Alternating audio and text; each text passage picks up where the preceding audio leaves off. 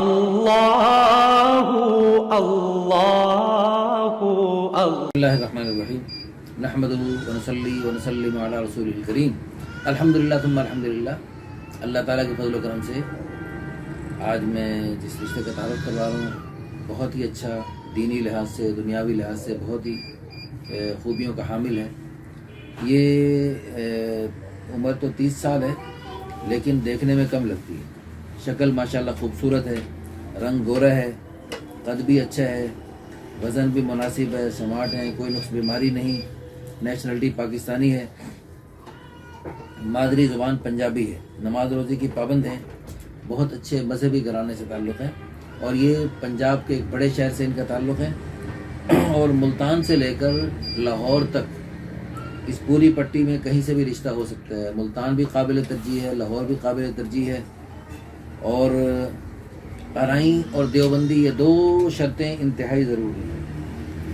30 سال عمر ہے لیکن دیکھنے میں کم لگتی ہیں اور ماشاءاللہ سگڑ ہیں، امور خانہ داری کے ماہر ہیں، تو ان کی مناسبت سے ہمیں باقی یعنی یہ میں نے بتایا نا، ملتان سے لے کر لاہور تک یہ پٹی قابل ترجیح ہے۔ باقی پورے ملک سے لوگ رابطہ کر سکتے ہیں، بلکہ بیرون ممالک سے بھی لوگ رابطہ کریں انشاءاللہ ثم انشاءاللہ۔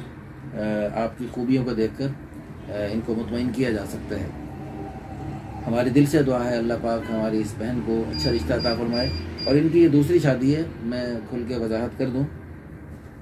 پہلے شادی ہوئی جو بس گھریلو مسائل کی وجہ سے، جو آج کل ساس بہو کا مسئلہ ہوتا ہے، اس مسائل کی وجہ سے وہ ختم ہو گئی۔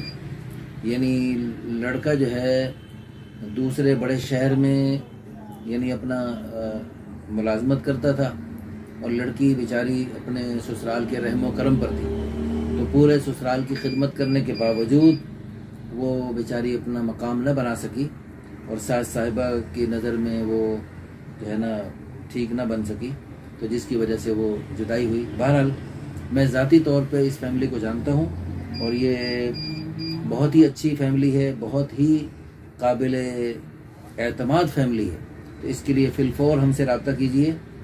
ارائیں اور دیوبندی نسبت سے فی الفور رابطہ کریں، بلکہ یعنی اس ویڈیو کو زیادہ سے زیادہ شیئر کریں تاکہ آپ کے تھوڑے شیئر کرنے کی وجہ سے یہ رشتہ اچھا اور جلدی ہو جائے۔